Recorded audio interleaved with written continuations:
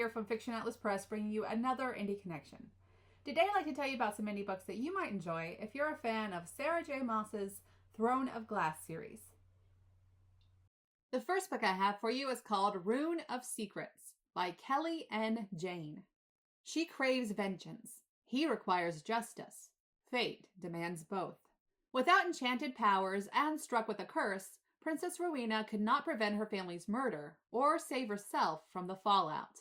Vulnerable but determined, she dares to conquer her enemies and free her people. But secret deals force her into a betrothal, tempting her into a bold decision that could cost her life. Rowena has nothing left but to avenge her family before she dies, until the most terrifyingly yet hauntingly handsome Fae arrives, demanding she follows her destiny. Rowena has the power to lead her people or destroy them. The second book I have for you is called Flight of Sorcery and Shadow by Meg Cowley.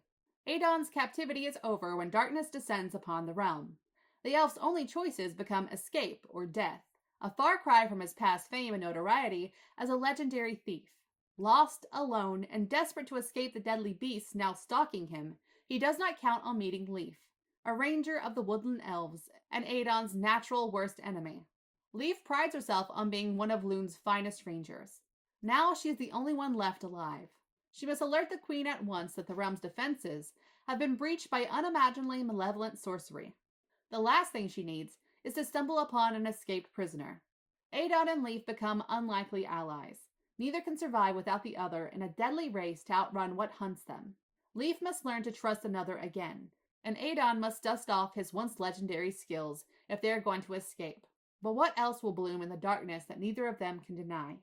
An old enemy rises, stronger than before. He will consume all in his path until dominion over the world is his. Multiple fates are bound in this inexorable descent into darkness.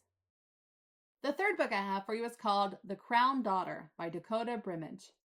All Ani ever wanted was to be normal, to stay out of sight, but now her world isn't what she thought it was. Magic, war, forbidden love. With her memories gone and her powers suppressed, she has to navigate this new magical world she's been thrown into. It's just one thing. She has to fight for her life and her kingdom. Princess Ani is at the forefront of a war to decide the fate of her kingdom, and caught in the middle of a devastating love triangle. Prince Kylan of Vozar, her enemy, or who should be her enemy. He looks at her with hunger in his eyes, as if he's ready to devour her. And Ezra, he's watched her all her life, loved her all his life, even when she didn't know he existed. Can Princess Ani avenge her parents and save her kingdom from falling into chaos and the flames? Will she be able to save herself and her heart from the cruel knife of betrayal?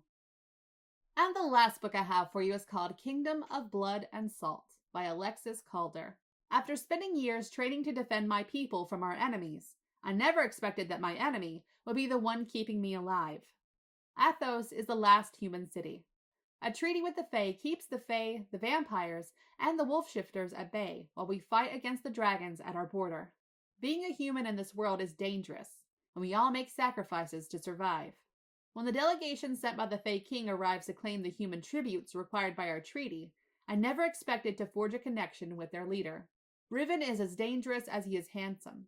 I know he's my enemy, and I know I'm supposed to hate him, but with each passing day, he's more difficult to resist.